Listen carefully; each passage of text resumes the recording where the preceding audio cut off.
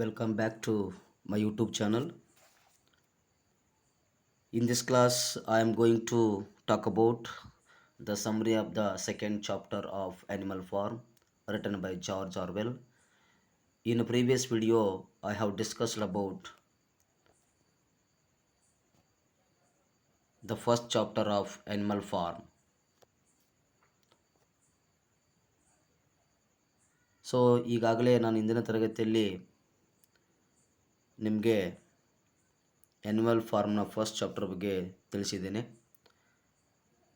ಈ ಒಂದು ವಿಡಿಯೋದಲ್ಲಿ ಸೆಕೆಂಡ್ ಚಾಪ್ಟರ್ ಬಗ್ಗೆ ನಾನು ಡಿಸ್ಕಸ್ ಮಾಡ್ತಾ ಇದ್ದೇನೆ. ಈಗಾಗಲೇ ಓಲ್ಡ್ ಮೇಜರ್ ಸ್ಪೀಚ್ ಮಾಡಿತ್ತು. ಸೊ ಅದು ಓಲ್ಡ್ ಮೇಜರ್ ಸ್ಪೀಚ್ ಮಾಡಿದ ಮೂರೇ ದಿನಕ್ಕೆ ಅದು ಏನಾಗ್ತದಪ್ಪ ಅಂದರೆ ತೀರ್ಕೊಂಡು ಹೋಗ್ತದೆ. After 3 days of the first meeting of animals old major left the world for ಎವನ್. 3 ದಿನಕ್ಕೆ ಏನಾಗ್ತದಪ್ಪ ಅಂದ್ರೆ ಅದು ಸತ್ತೋಗುತ್ತೆ. ಸ್ಪೀಚ್ ಮಾಡಿರ್ತಕ್ಕಂಥ 3 ದಿನಕ್ಕೆ ಸತ್ತೋಗುತ್ತೆ. ಬಟ್ ಎನಿಮಲ್ಸ್ಗಳು ಏನಾಗಲಿಲ್ಲಪ್ಪ ಅಂದರೆ ಆತನ ಒಂದು ಸ್ಪೀಚನ್ನು ಮರಿಲಿಲ್ಲ ಅಂತಕ್ಕಂಥದ್ದು. ಜೊತೆಗೇನಪ್ಪ ಅಂದರೆ ಆತನ ಒಂದು his long speech awakened the spirit of freedom in animals. Okay, so his speech created the spirit among all the animals. ಸ್ಪಿರಿಟನ್ನು ಉಂಟು ಮಾಡ್ತವೆ, ಎಲ್ಲ ಪ್ರಾಣಿಗಳಲ್ಲಿ ಒಂದು ಸ್ಪಿರಿಟನ್ನು ಉಂಟು ಮಾಡ್ತೇವೆ ಅಂತಕ್ಕಂಥದ್ದು. ಆ್ಯಂಡ್ ಆತನ ಒಂದು ಸಾವು ಕೂಡ ಏನಾಗುತ್ತಪ್ಪ ಅಂದರೆ ಇಲ್ಲಿ ತೊಂದರೆ ಆಗುತ್ತೆ, ಎಲ್ಲ ಪ್ರಾಣಿಗಳಿಗೆ ತುಂಬ ಲಾಸ್ ಆಗುತ್ತೆ ಎಲ್ಲ ಪ್ರಾಣಿಗಳಿಗೆ ಅಂತಕ್ಕಂಥದ್ದು. And the pigs are most intelligent animals among all the animals. That's why they were assigned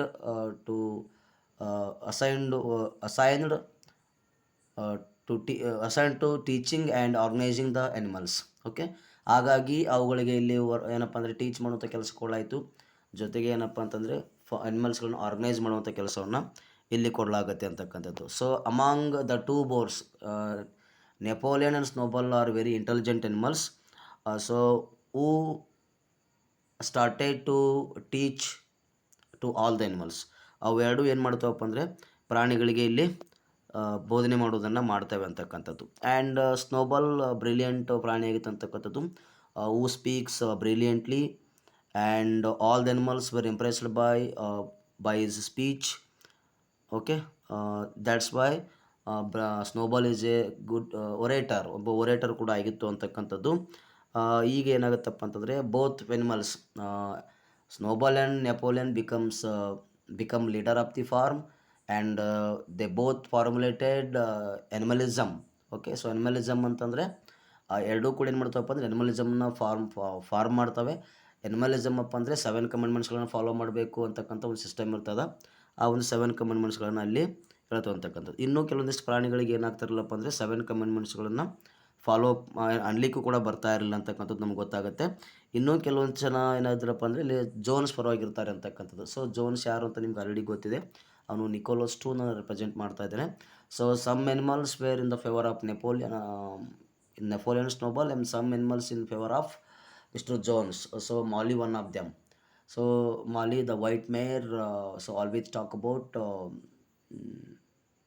the sugar candy mountain, so which represents who represents the aristocratic family of Russia.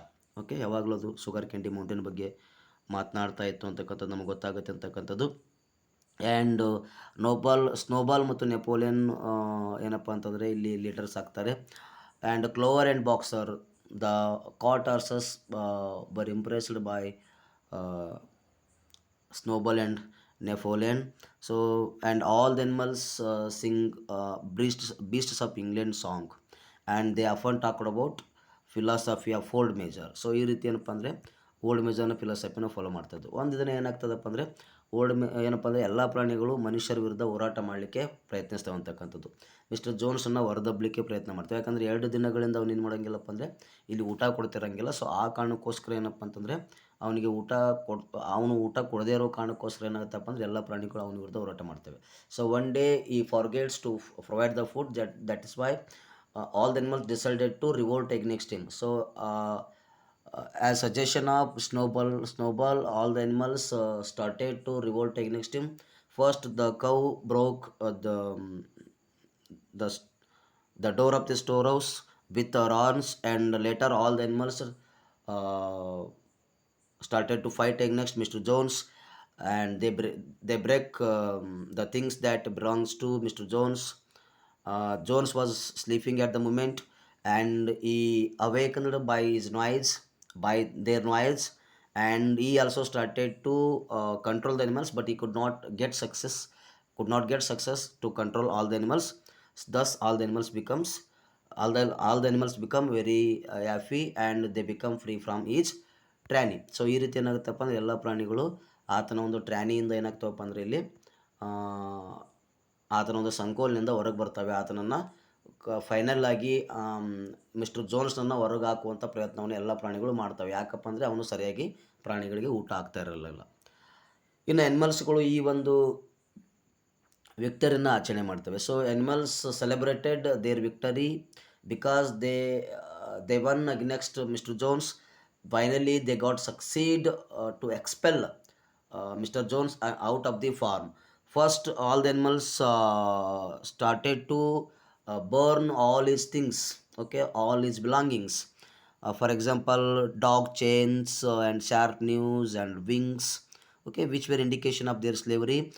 And boxer threw his hat into the flames. So boxer ಏನು ಮಾಡ್ತದಪ್ಪ ಅಂದರೆ ಆತನ ಒಂದು ಆ್ಯಟನ್ನು ಏನು ಮಾಡ್ತದಪ್ಪ ಅಂದರೆ ಉರಿಯಲ್ಲಿ ಆಗ್ತದೆ ಅಂತಕ್ಕಂಥದ್ದು. ಜೊತೆಗೇನಪ್ಪ ಅಂದರೆ ಯಾವಾಗ and all the animals danced with joy and happy. ಎಲ್ಲ ಎನಿಮಲ್ಗಳು ಏನು ಮಾಡ್ತಾವೆ ಅಂದರೆ ಹ್ಯಾಫಿಯಿಂದ ಡ್ಯಾನ್ಸ್ ಮಾಡ್ತವೆ ಅಂತಕ್ಕಂಥದ್ದು. That very night, that very day they were very happy, okay, and they become very fearless. ಭಾಳಷ್ಟು ಖುಷಿ ಆಗ್ತವೆ ಅವತ್ತು ಅಂತಕ್ಕಂಥದ್ದು. And they also burn the ribbons also the indication of slavery. ಆ ರಿಬ್ಬನ್ಸ್ಗಳು ಕುದುರೆ ಬಾಲಗಳಿಗೆ ಕಟ್ತಕ್ಕಂಥ ರಿಬ್ಬನ್ಸ್ಗಳನ್ನು ಕೂಡ ಅಲ್ಲಿ ಸುಟ್ಟಾಕಲಾಗುತ್ತೆ ಅಂತಕ್ಕಂಥದ್ದು. ಈ ರೀತಿ ಏನಪ್ಪ ಅಂದರೆ ಎಲ್ಲ ಅಲ್ಲಿ ಏನಪ್ಪ ಅಂದರೆ ಡಾಗ್ ಚೇನ್ಸ್ಗಳನ್ನಾಗಿರ್ಬೋದು ಮತ್ತು ಶಾರ್ಪ್ ನ್ಯೂಸ್ಗಳು, ಕತ್ತಿ ಏನಪ್ಪ ಅಂದರೆ ಅಲ್ಲಿರ್ತಕ್ಕಂಥ ಏನಪ್ಪ ಅಂದರೆ ಹರಿತವಾದ ಆಯುಧಗಳನ್ನಾಗಿರ್ಬೋದು ಮತ್ತು ಚಾಟಿಗಳನ್ನು ಸುಟ್ಬಿಟ್ರು ಅಂತಕ್ಕಂಥದ್ದು. ಇವು ಏನು ತೋರಿಸ್ಕೊಡ್ತಾವಪ್ಪ ಅಂತಂದರೆ ಯಾವ ರೀತಿ ಜೋನ್ಸ್ ಕೆಟ್ಟದ್ದಾಗಿ ನಡೆಸ್ಕೊಳ್ತಾ ಇದ್ದ, ಪ್ರಾಣಿಗಳು ಹಿಂಸೆ ಮಾಡ್ತಾ ಇದ್ದು ಅಂತಕ್ಕಂಥದ್ದು ಅಲ್ಲಿ ಗೊತ್ತಾಗುತ್ತೆ ಅಂತಕ್ಕಂಥದ್ದು. ಸೊ ಅವತ್ತಿನ ತುಂಬ ಏನಪ್ಪ ಅಂದರೆ ಭಾಳಷ್ಟು ಏನಪ್ಪ ಅಂತಂದರೆ ಸ್ಯಾಟಿಸ್ಫ್ಯಾಕ್ಷನಾಗಿ ನಿದ್ದೆ ಮಾಡ್ತವೆ ಎಲ್ಲ ಪ್ರಾಣಿಗಳು, ಭಾಳಷ್ಟು ಖುಷಿಯಿಂದ ನಿದ್ದೆ ಮಾಡ್ತವೆ. ಆ್ಯಂಡ್ ಮಿಸ್ಟರ್ ನೆಪೋಲಿಯನ್ ಏನು ಮಾಡ್ತಾನಪ್ಪ ಅಂದರೆ ಫಾರ್ಮ್ ಡೋರ್ ಓಪನ್ ಮಾಡ್ತಾನೆ. ಆನಂತರ ಏನಪ್ಪ ಅಂತಂತಂದರೆ ಎಲ್ಲ ಪ್ರಾಣಿಗಳು ಅಲ್ಲಿರ್ತಕ್ಕಂಥ ಲಕ್ಸುರಿಯಸ್ ಆಗಿರ್ತಕ್ಕಂಥ ವಸ್ತುಗಳು ನೋಡಿ ಭಾಳಷ್ಟು ಇಂಪ್ರೆಸ್ ಆಗ್ತವೆ ಅಂತಕ್ಕಂಥದ್ದು. ಜೊತೆಗೆ ಅವು ಏನು ಮಾಡ್ತಾವಪ್ಪ ಅಂತಂದರೆ ಆ ಮ್ಯೂಸಿಯಂ ಆ ಒಂದು ಎನಿಮಲ್ ಆ ಒಂದು ಫಾರ್ಮನ್ನು ಏನು ಮಾಡ್ತಾವಪ್ಪ ಅಂತಂದರೆ ಮ್ಯೂಸಿಯಮ್ ಆಗಿ ಪರಿವರ್ತನೆ ಮಾಡಿ ಆ ಒಂದು ಫಾರ್ಮ್ ಹೆಸರನ್ನು ಮ್ಯಾನರ್ ಫಾರ್ಮ್ ಅನ್ನೋ ಬದಲಾಗಿ ಎನಿಮಲ್ ಫಾರ್ಮ್ ಅಂತೇಳಿ ಕನ್ವರ್ಟ್ ಮಾಡ್ತವೆ. So later all the animals converted the name of Manor Farm into Animal Farm and it has been converted as museum. So ಈ ರೀತಿ ಆಗುತ್ತೆ ಅಂತಕ್ಕಂಥದ್ದು. And the name of the Animal Farm painted on the walls of Animal Farm and all the 7 commandments were inscribed on the walls of the animal farm with the white paint. And what are the 7 commandments here? So 7 commandments ನಿಮ್ಗೆ ಗೊತ್ತಿದೆ, 7 ಆಜ್ಞೆಗಳು. ಇದನ್ನು ಯಾರು formulate ಮಾಡಿದ್ರಪ್ಪ ಅಂದರೆ mister old Major formulate ಮಾಡಿದಂತಕ್ಕಂಥದ್ದು. So whatever goes up on 2 legs is an enemy, whatever goes up on 4 legs is as 4 legs are as wings is a friend, no animal shall wear clothes, no animal shall creep in bed. ಈ ರೀತಿ 7 ಏನಪ್ಪ ಅಂದರೆ ಕಮೆಂಡ್ಮೆಂಟ್ಸ್ಗಳು ಇರ್ತವೆ. ಇಲ್ಲಿ ನೋಡ್ಬೋದು ನೀವು 7 ಕಮೆಂಡ್ಮೆಂಟ್ಗಳನ್ನು ಇಲ್ಲಿ ನೋಡ್ತಾ ಇದ್ದೀವಿ ಅಂತಕ್ಕಂಥದ್ದು. ಅಂದರೆ ಯಾವುದು ಪ್ರಾಣಿಗೆ ಯಾವ 2 ಕಾಲಿನ ಮೇಲೆ ನಡೀತವೆ ಅವು ಎನಿಮೆಗಳು, ಯಾವ 4 ಕಾಲುಗಳು ಮತ್ತು ರೆಕ್ಕೆಗಳು ಹೊಂದಿರುವೆ ಅವು ಸ್ನೇಹಿತರು. ಯಾವುದೇ ಪ್ರಾಣಿ ಬಟ್ಟೆಯನ್ನು ಹಾಕಿಕೊಳ್ಳಬಾರ್ದು, ಯಾವುದೇ ಪ್ರಾಣಿ ಬೆಡ್ ಮೇಲೆ ಮಲಗಬಾರ್ದು, ಯಾವುದೇ ಪ್ರಾಣಿ ಆಲ್ಕೋಹಾಲ್ನ ಕನ್ಸ್ಯೂಮ್ ಮಾಡಬಾರ್ದು, ಮತ್ತು ಯಾವುದೇ ಪ್ರಾಣಿ ಮತ್ತೊಂದು ಪ್ರಾಣಿಯನ್ನು ಕೊಲೆ ಮಾಡಬಾರ್ದು, ಮತ್ತು ಎಲ್ಲ ಪ್ರಾಣಿಗಳು ಇಕ್ವಲ್ ಅಂತಕ್ಕಂಥದ್ದು ಇಲ್ಲಿ 7 ಕಮೆಂಡ್ಮೆಂಟ್ಸ್ಗಳನ್ನು ಹೇಳ್ತು. ಎಲ್ಲ 7 ಕಮೆಂಡ್ಮೆಂಟ್ಸ್ಗಳನ್ನು ಎಲ್ಲ ಪ್ರಾಣಿಗಳು ಏನಪ್ಪ ಅಂತಂದರೆ ಫಾಲೋ ಅಪ್ ಮಾಡಬೇಕಂತ ಉದ್ದೇಶ ಇತ್ತು ಅಂತಕ್ಕಂಥದ್ದು.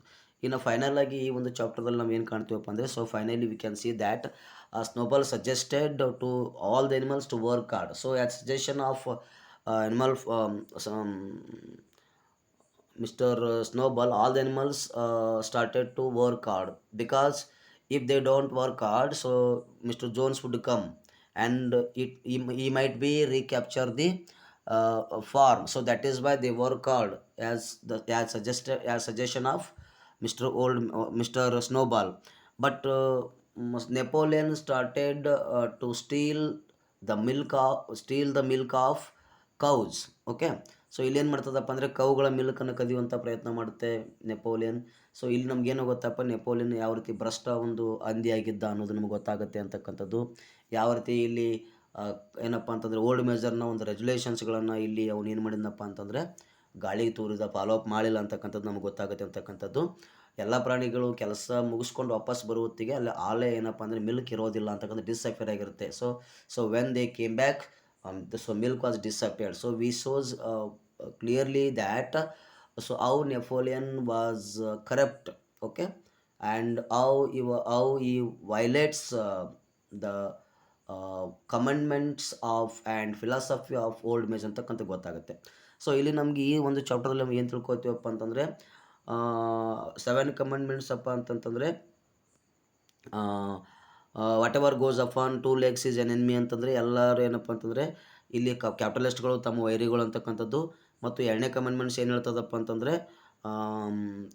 ಏನಪ್ಪ ಅಂತಂದರೆ ಮನುಷ್ಯರೆಲ್ಲ ಏನಪ್ಪ ಅಂದರೆ ಬಡವರು ಏನಪ್ಪ ಅಂದರೆ ಎಲ್ಲರೂ ಒಂದಾಗಬೇಕಂತಕ್ಕಂಥದ್ದು. ಈ ರೀತಿ ಏನಪ್ಪ ಅಂತಂದರೆ ಇಲ್ಲಿ ಕಮೆಂಡ್ಮೆಂಟ್ಸ್ಗಳ ಮೂಲಕ ನಮಗೆ ಗೊತ್ತಾಗುತ್ತೆ ಅಂತಕ್ಕಂಥದ್ದು. ಇನ್ನು ರಿವೋಲ್ಟ್ ಆಫ್ ಅನಿಮಲ್ಸ್ ಏನು ತೋರಿಸ್ತದಪ್ಪ ಅಂತಂದರೆ 1917 ಏನು ಕ್ರಾಂತಿ ಆಯಿತು ರಷ್ಯಾದೊಳಗೆ, ಇಲ್ಲಿ ಮಿಸ್ಟರ್ ಜೋನ್ಸ್ ಏನು ರೆಪ್ರೆಸೆಂಟ್ ಮಾಡ್ತಾನಪ್ಪ ಅಂದರೆ, ಯಾರನ್ನ ರೆಪ್ರೆಸೆಂಟ್ ಮಾಡ್ತಾನಪ್ಪ ಅಂದರೆ, so who represents Nicholas II the dictator. Okay, ಏನು ರಷ್ಯಾದೊಳಗೆ ಯಾವ ಡಿಕ್ಟೇಟರ್ ಇದ್ನಲ್ಲ, ಸರ್ವಾಧಿಕಾರಿ, ಅವನನ್ನು ರೆಪ್ರೆಸೆಂಟ್ ಮಾಡ್ತಾನೆ. ಈ ಎಲ್ಲ ಪ್ರಾಣಿಗಳು ಏನಪ್ಪ ಅಂದರೆ ಸಾಮಾನ್ಯ ಜನರನ್ನು ರೆಪ್ರೆಸೆಂಟ್ ಮಾಡ್ತವೆ. ಅವರು ಯಾವ ರೀತಿ 1917 ರಷ್ಯಾದೊಳಗೆ ಕ್ರಾಂತಿ ಮಾಡ್ತಾರೆ ಅನ್ನೋದು ಇದ್ರ ಮೂಲಕ ನಮಗೆ ಗೊತ್ತಾಗುತ್ತೆ ಅಂತಕ್ಕಂಥದ್ದು. ಸೊ ಹೀಗೆ ಓಲ್ಡ್ ಮೇಜರ್ನ ಒಂದು ಸ್ಪೀಚಲ್ಲಿ ಏನಾಗುತ್ತೆ, ಇನ್ಸ್ಪೈರ್ ಆಗುತ್ತೆ ಅಂತಕ್ಕಂಥದ್ದು. Okay, so thank you. So next ವಿಡಿಯೋದಲ್ಲಿ ನಾನು ಚಾಪ್ಟರ್ 3 ಒಂದು ಸಮರಿ ಮಾಡುವಂಥ ಪ್ರಯತ್ನ ಮಾಡ್ತಾಯಿದ್ದೇನೆ. Thank you one and all. I hope ನಿಮಗೆ ಇದು ಅರ್ಥ ಆಗಿದೆ ಅಂತ ಭಾವಿಸ್ಕೊಳ್ತೀನಿ. Thank you.